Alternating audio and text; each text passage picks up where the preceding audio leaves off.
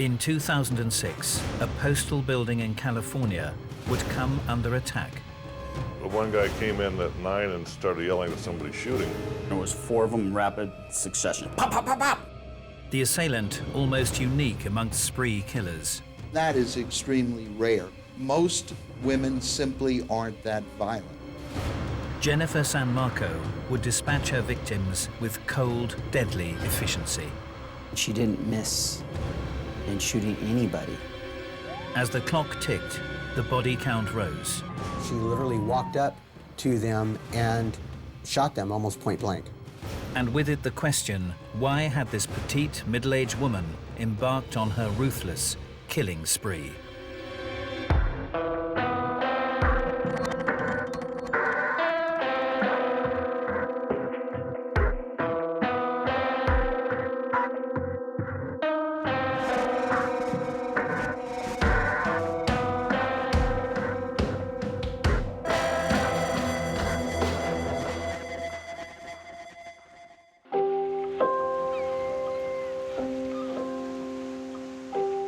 Santa Barbara County in California, one of the most desirable regions in the Golden State.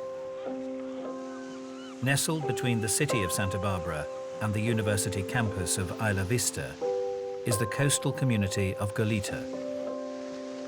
Goleta is a great town, a great place to live. It's nice. You know, they call Goleta, I guess, means the good land or whatever. There's a very strong environmental element to the community, preserving open space, preserving the beach, preserving wildlife. In the Goleta city limits, serious crimes against persons are a fairly rare occurrence. We only had 1 homicide in the last 14 years.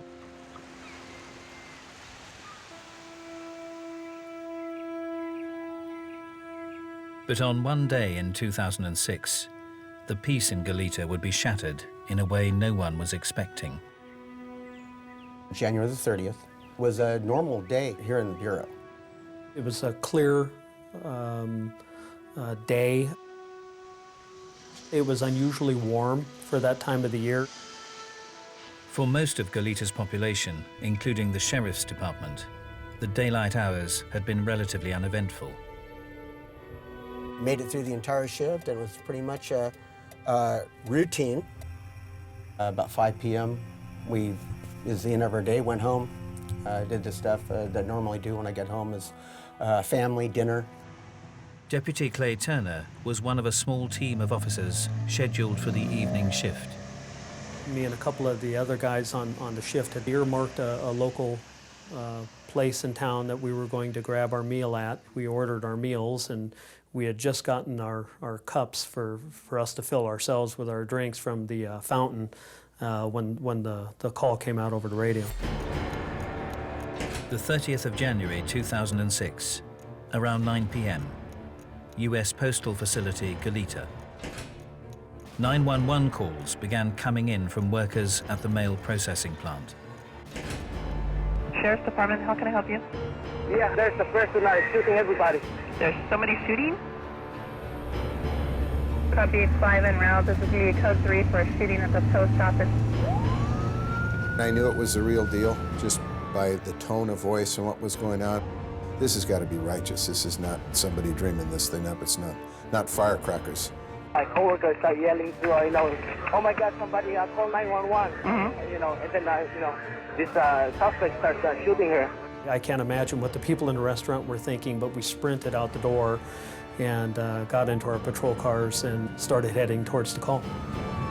911. Shots have been fired. Okay. We have 1 down for sure. 1 down? At least. Law enforcement rushed from all directions towards the large building, where hundreds of staff were employed, aware that many lives were potentially in danger. I'm responding, but I'm talking with both cell phones to my ears, like I'm talking to different people, and steering with my knee. I had to get down here as quickly as possible. How many people did you see get shot? I saw one, and then, when I took off, I saw her, shooting somebody else. What was going through my head was if there was somebody that was on the loose inside that facility, knowing how big it was, my fear was the potential of finding many more people that had been shot and either wounded or killed on the inside. Officers arriving were confronted by several employees fleeing for their lives. Everybody started coming out, and they all were primarily running. They were in absolute panic. They had lost it. There was no stopping them. They just wanted to get as far away on foot from that location as they could, and I mean, they're like running. They basically came right down their main driveway. It appeared that someone had begun shooting in the staff car park and then entered the building. But little more was known.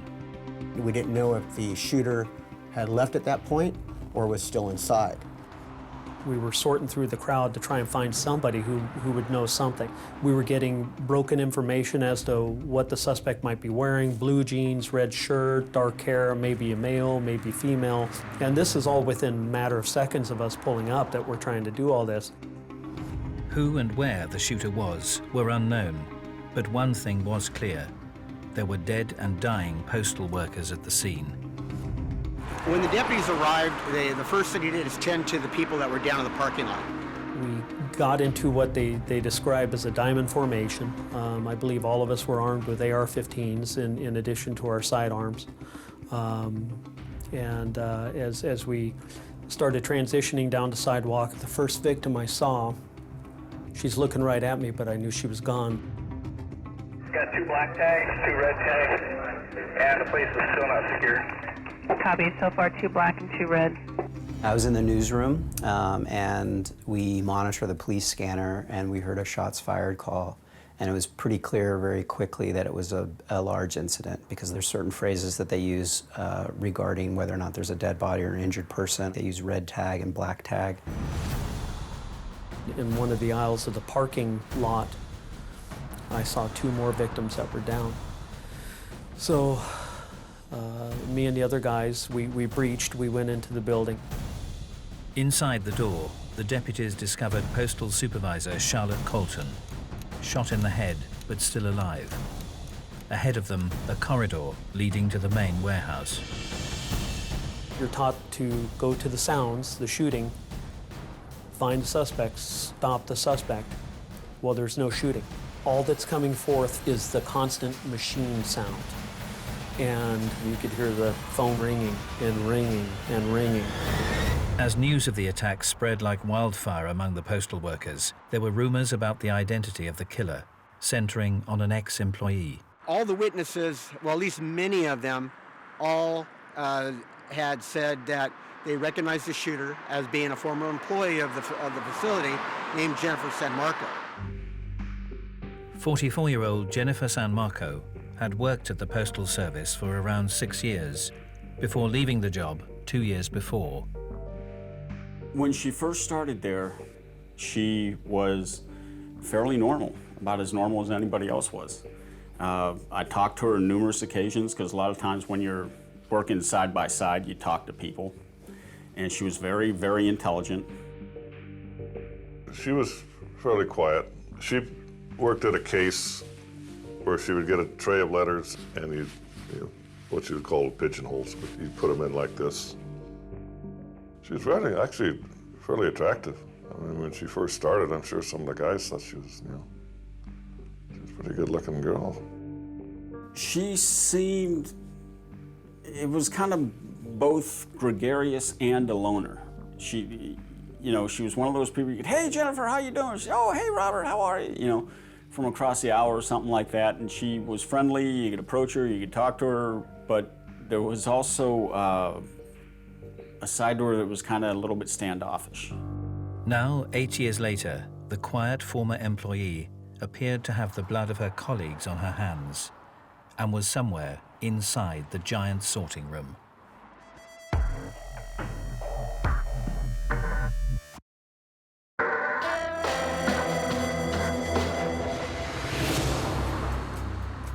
In January 2006, former postal employee Jennifer San Marco was on the loose with a gun inside a giant sorting room in Goleta, California. Rushing to the scene, sheriff's officers followed a trail of bodies from the car park into the postal facility.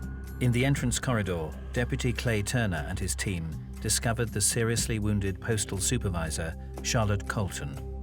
My number one goal at that point in time was to get the medical professionals in to cater to the two that were down in the parking lot, the one on the sidewalk just in case maybe I was wrong and she was still alive, and to deal with the still breathing Miss Colton.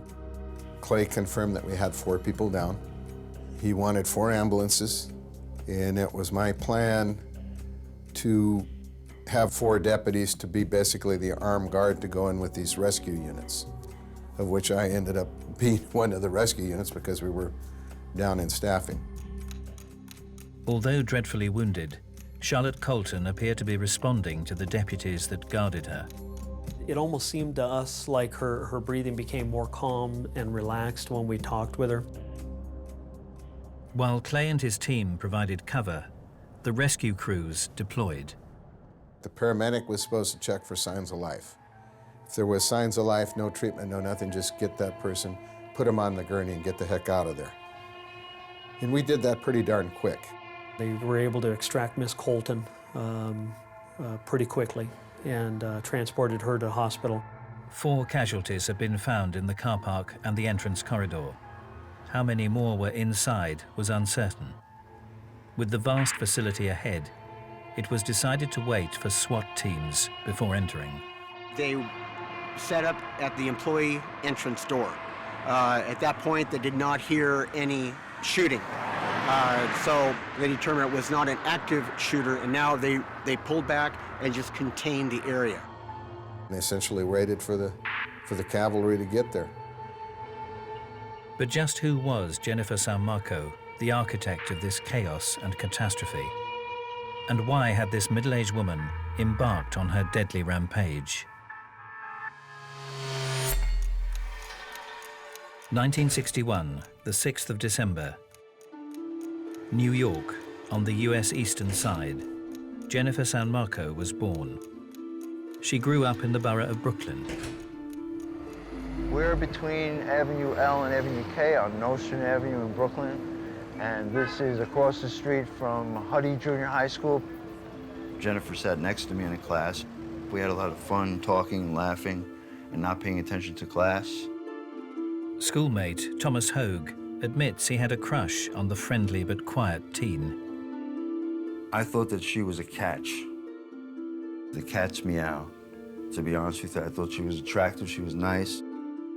Jennifer was always smartly dressed, very easygoing, quiet, able to laugh at jokes. I was kind of a class clown, so the people around us were always laughing, and she kind of joined in the laughter, but not so much in the dialogue. There are a lot of gaps in her history. She grew up in Brooklyn. She went to high school there. She graduated in '78 from Edward R. Murrow High School. Right here, we used to line these stairs and hang around, talk. After school, we would all congregate on the corner over there and then pick the activity. We'd play punch ball, which is a rubber ball, you hit it, and then you run bases like baseball, and touch football, and the stick ball, stuff that's popular street games. There was never any mention of any family or where she came from or anything like that. It seemed like it was almost kind of something that she didn't want to talk about, to me.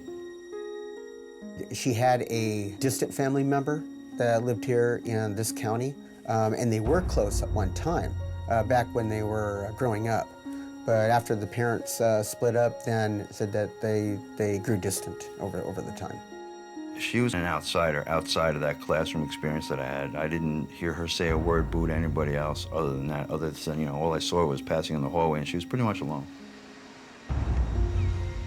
San Marco would eventually head out west to the sunshine of Santa Barbara County, where she would pass through jobs as a corrections officer, a police dispatcher, and a school catering assistant, before taking a position with the US Postal Service.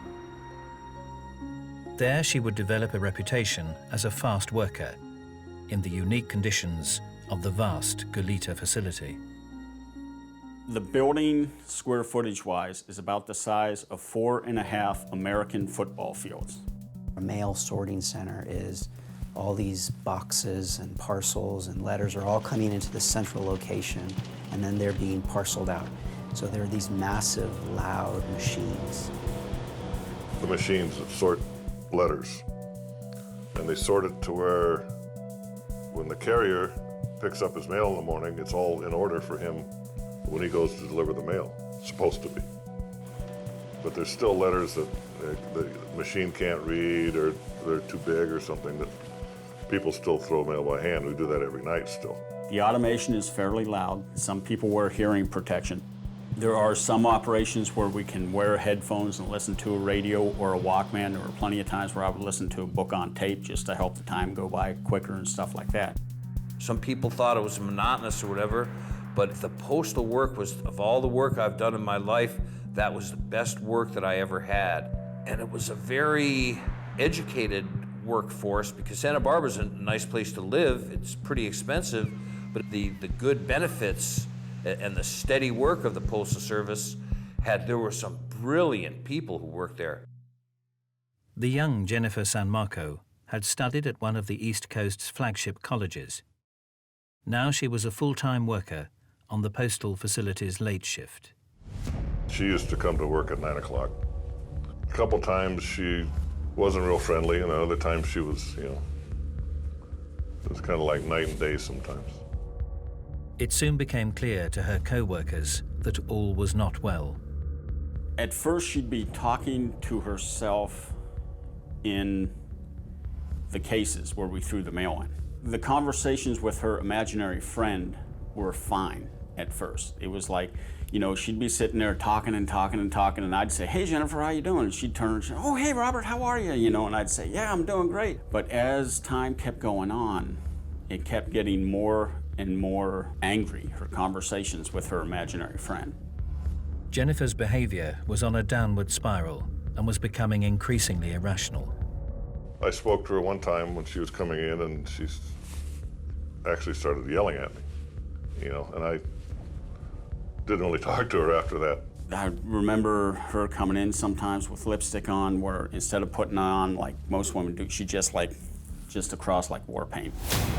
San Marco's home life also appeared to be unraveling. She lived in a couple places in Santa Barbara. We talked to one landlord where she lived for about 1.5 years, and she remembers having dinner with her. She described her as being really smart and vivacious and beautiful, and she couldn't believe that she was single. And then later on, she bought a condominium. That's where things started getting a little weird. Jennifer, when she went off the deep end, would start chanting or singing Beatles songs out loud and out in the middle of the condo complex. She would get into really heated arguments with her neighbor over noise. San Marco shared a party wall with her neighbor, Beverly Graham. Beverly Graham had lived in Santa Barbara for a really long time. She was a really sweet lady. She was a phone operator, I think, for the gas or electric company. She was a really pleasant woman. The loud music led to a call to the sheriff's office. The deputies went out for a noise complaint. The noise went down, and the deputies cleared the call and went on for the rest of their duties. But Jennifer San Marco would not forget the incident. And at work, she became increasingly odd. Got to the point where she wouldn't acknowledge anybody, talk to anybody, whatever, just like ignore everybody, but she still did her work. After 6 years working at the postal facility, things came to a head when she made a disturbing comment to longtime co-worker Dexter Shannon. She said to Dexter Shannon something about a woman, a former employee that they knew mutually, who committed suicide. And there was something in that prompted Dexter to go to his supervisor and say, "Hey, I'm concerned about her." I wasn't working too far away, but you could hear some yelling, and so everybody's kind of looking to see what's going on. She wouldn't go into the office, and they had to call in some law enforcement. Suddenly, all hell breaks loose. Jennifer goes flying by with the cops in tow. It was kind of scary. It took two guys to, actually holding her legs and her arms and get handcuffs on her. They had no other choice. The deputies handcuffed her and waited for a representative from the mental health assessment team. And that team made the determination to commit her for a 72-hour involuntary hold per 5150 of the Welfare and Institutions Code. I figured I wouldn't ever see her again. We know that she was examined. We know that ultimately that there was a psychologist that was examining her and that did make a diagnosis to her and that she refused treatment. And part of the problem that she had was a failure to admit that she had a problem. San Marco clearly had a history of problems that would be the hallmark of a descent into some serious mental health problem. So she was clearly an individual who was suffering psychotic delusions and intrusive thoughts, and her behaviour was becoming more removed from reality. After her ejection from the Postal Service, San Marco was retired on health grounds. Little did her colleagues know that Jennifer San Marco would one day return with murder in mind.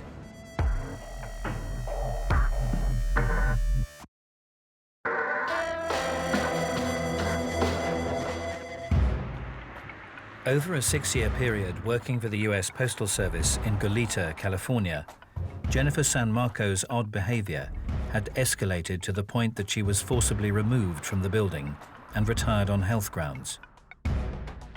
It's thought she decided to head back towards her family in the East, but it seems fate had something else in store. She packs her pickup truck, she drives east on Route 66. Her car essentially breaks down, and that's why she settled it in Milan. Grand San Milan area is really small, just not a lot really to do in the area unless you go outside, to sightsee. New Mexico, flat land, not a lot of grass and a lot of trees and shrubbery, a lot of dirt, kind of desolate. We have the mountains around. Smaller towns like Milan are very remote. If you want to live somewhere where it's nice and quiet, it's a place to be. Selling her apartment in Goleta, San Marco decided to buy a property in the desert town. Abel Ortega supplied the fuel for her home. She was real good looking. She had long hair, and she was really nice. And we always, we'd take her gas, and she'd come in the next day or whatever and pay for it. She lived in an A-frame house right behind the office here, and she had a 250-gallon tank, and she was a very good customer. It was just your standard 2-story, single-family home, standard backyard, but then as the land went out farther, it was kind of desolate and desert type. San Marco would be a regular visitor to the village administrator's offices, where she would become somewhat fixated with employee Sonia Salazar. For that first year, she came in, she would just pay her bill. She was pretty normal, just a normal customer. As she would go in, she would ask for me. Or if I wasn't there in the office where she could see me, she would be looking for me because my coworker would say, she asked for you, and if I wasn't there, she would just look for me, and then they would help her the best they could, and then she would leave. But after around 12 months, Jennifer San Marco began to noticeably change. Probably after a year, she came in with a short, spiky haircut. It looked as though she had taken scissors to her hair. It was not a haircut. It was obviously something she had done to herself. Good morning, sir. Good morning. How are you today? Just fine. I can help you here. And her dress was completely different. She looked like a different person. But through that year, she wasn't as nice to me anymore. And if I wasn't there, she wouldn't even let them help her. She would just leave. She'd go up to the cash register and she says, I came to pay my bill. And So I'd look it up and, you know, and I say, well, you don't know nothing. And she'd look to her right and she'd say, see, I told you that I didn't owe a bill, that I had already paid it. And she'd have a little discussion there, you know, with her imaginary friend. And then she'd look like that and she said, okay, well, thank you very much, she says, and then she'd leave, you know. She would go to grocery stores and she would buy stuff, and that she would just, when she would leave, she'd go out and throw it in the trash, including the money. And that was, and the same, she would buy liquor at other stores and just throw it in the trash. San Marco entered the village offices, wishing to apply to publish a series of documents she'd written. I was sitting at my desk and she sat across from me, and that's when, you know, I noticed that there was something wrong. She was arguing and using foul language, but not towards me. So she would ask me a question, and as I was answering her question, she was then arguing with someone that was not there, in other words. Jennifer had wanted to apply for a business license, which was actually a business that she would name the Racist Press. The title of the publications struck a chord with her former Brooklyn schoolmate, Thomas Hogue. So this was largely an Italian neighborhood at the time, totally changed now. But in the 70s, this is largely Italian, and most of the people that I were hanging out with were Italian. They started the phenomenon of busing, where young children of color were brought from other neighborhoods into our neighborhood. The thought was to alleviate crowding in the slums, so to speak. And that caused a little racial strife. So there was a bit of, it was kind of turbulent a little bit. There was some free flowing use of the N-word, and it was a new thing for people in the neighborhoods to experience, so it was a bit uncomfortable. The only thing that I saw that was of interest to note is that she was part of that whole crew where people were threatened in the neighborhoods by change, and the busing in of people from different neighborhoods, different color. But despite its inflammatory title, San Marco's Racist Press was far from a bigoted tirade.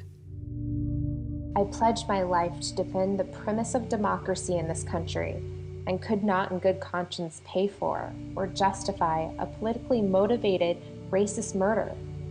Not one or 1,000. There were 5 volumes of the Racist Press. In reading them, I was expecting to see something more overt. I thought that she would come out and start making disparaging remarks against anybody of color or any type of religious backgrounds. A lot of it was just hard to understand. The documents alluded to an elaborate conspiracy theory. The United States government functions as a white supremacist affiliate, embracing Nazi German dogma.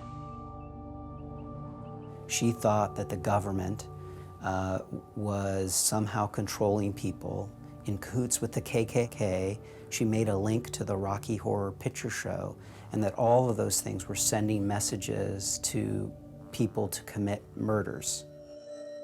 A government conspiracy, psychics, and the Rocky Horror Picture Show? It sounds absurd for a sophisticated nation using this format as a legitimate, plausible strategy.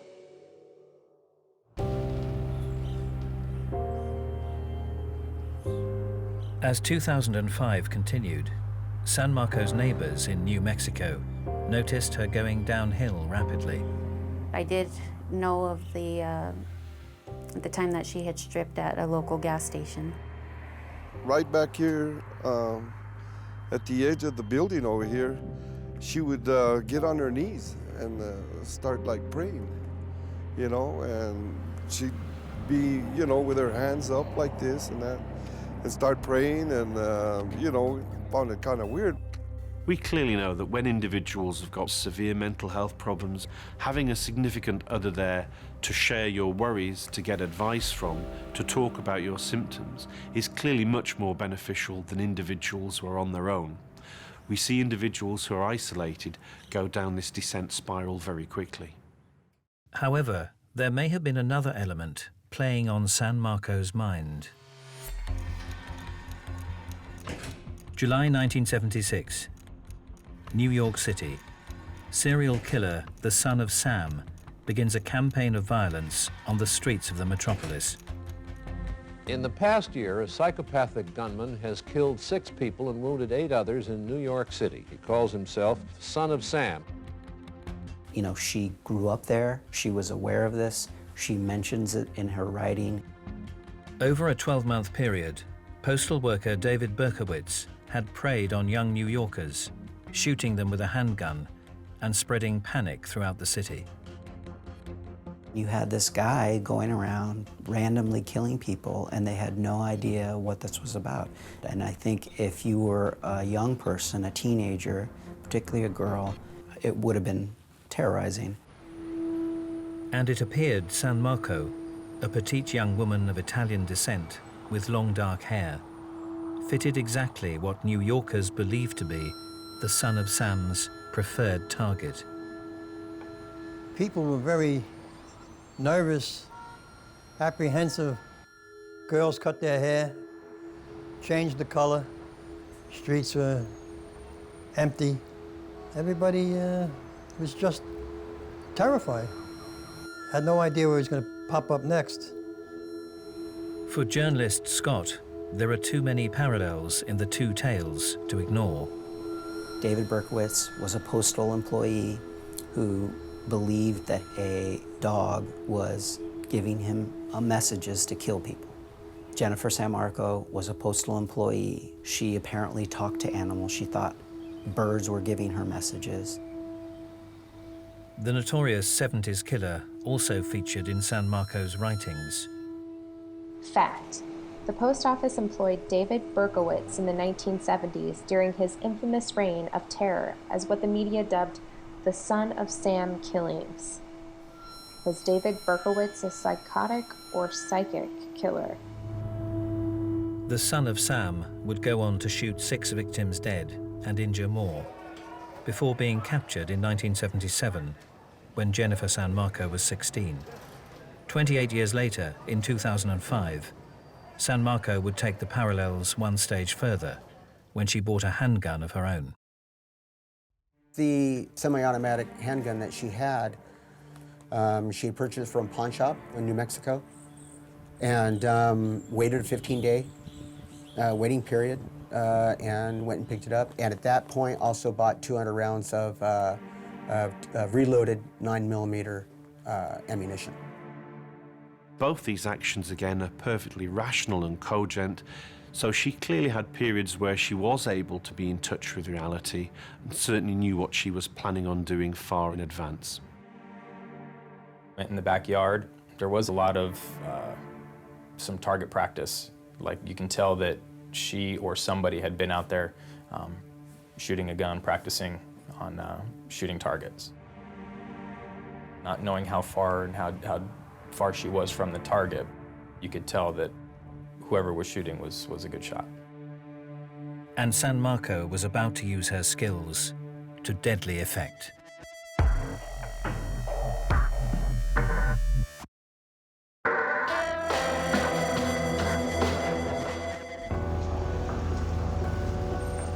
In 2003, after displaying bizarre behavior, postal worker Jennifer San Marco had been forcibly removed from the Goleta sorting facility where she worked and retired on health grounds. She had resettled in New Mexico, where her behavior had become increasingly strange. Now the 44-year-old was about to bring vengeance down upon her former workplace. At the end of January 2006, Jennifer San Marco got in her truck and headed back to California.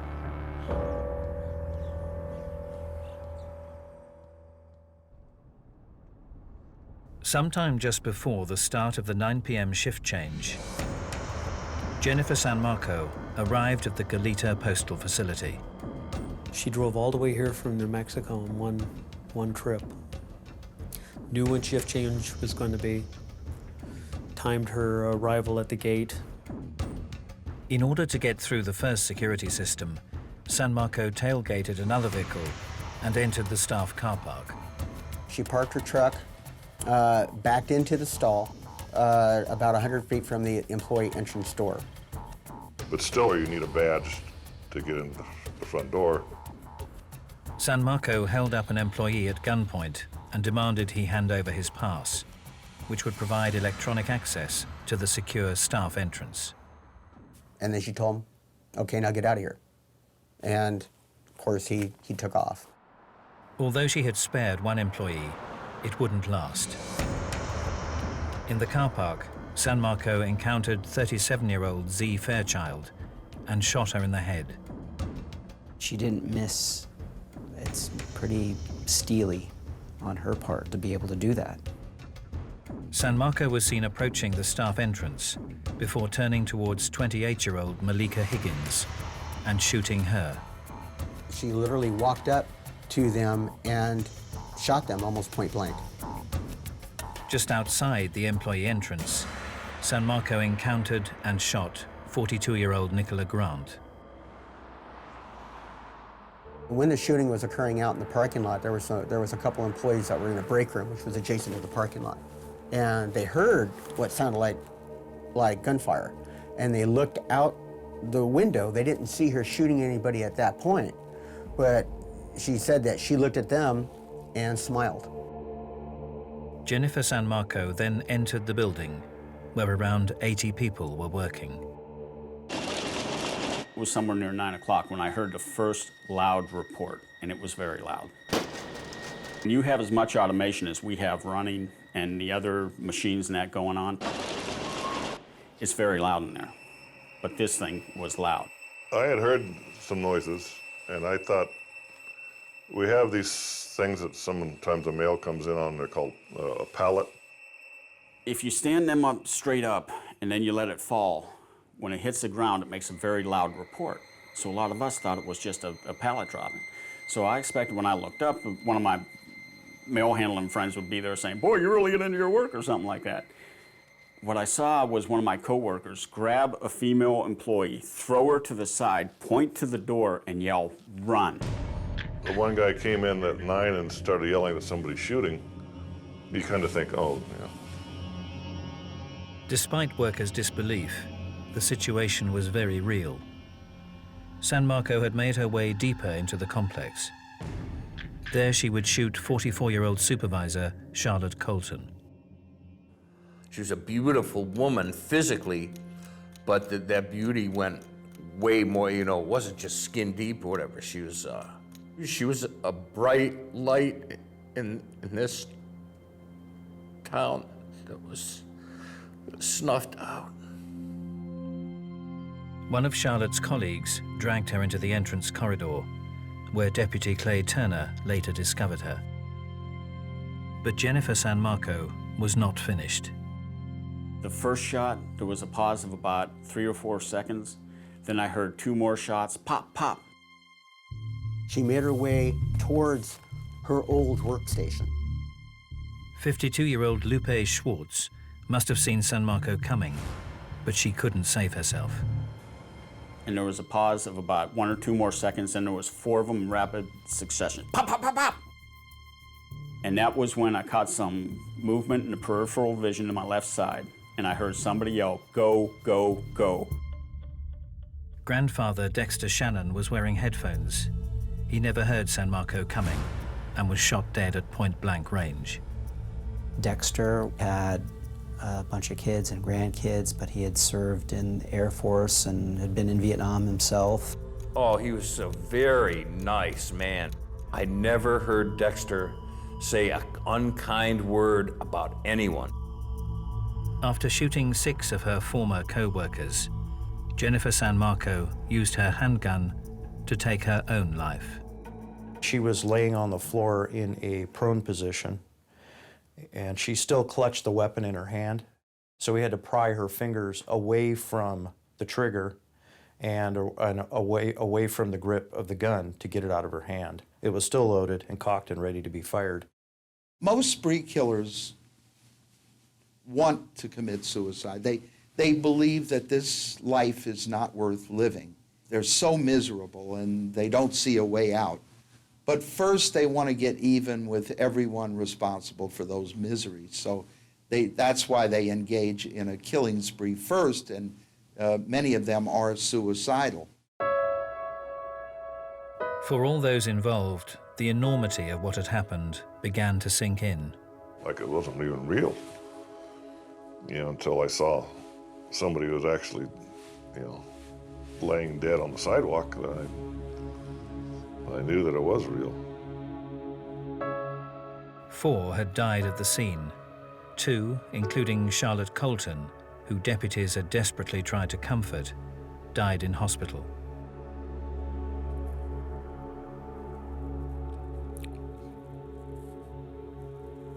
Deputies were reassuring her and talking to her the entire time.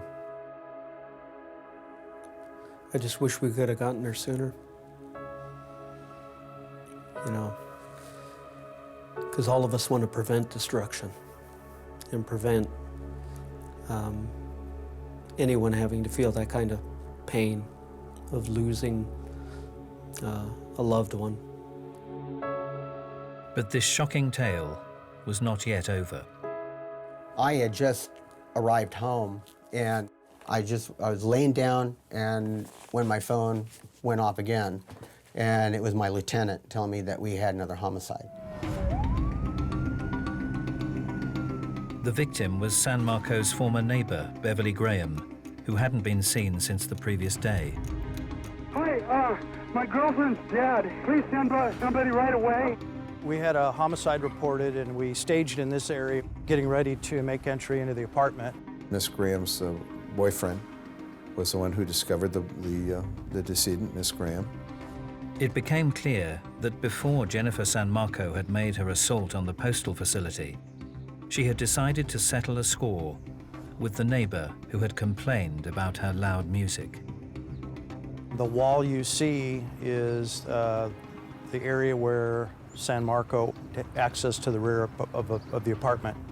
There was hair pulled from somebody's head that was scattered across the coffee table and around the apartment, and there were things that were kind of in disarray.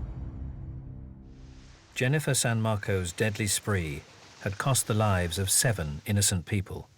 But the question remained, why? For San Marco, a woman whose life had been disintegrating slowly around her, I think this was her last roll of the dice. I think the realization that she'd hit rock bottom was perhaps the trigger point that then allowed her to listen to her paranoid beliefs and conspiracy theories. Most women simply aren't that violent. Her killing spree must have come from a profound belief that her job meant a tremendous amount to her. There was nothing any of these people did. I mean, even when you look through these weird slights that she was documenting, there was nothing any of these people did that caused them to be targeted in some way. Whatever her perceived motivations, Jennifer San Marco's ruthless killing spree had devastated countless lives and changed a community forever. Every time I come to this intersection, very rarely do I not think about that night. In the days and weeks that unfolded, we got to see and hear more about the victims and their families, and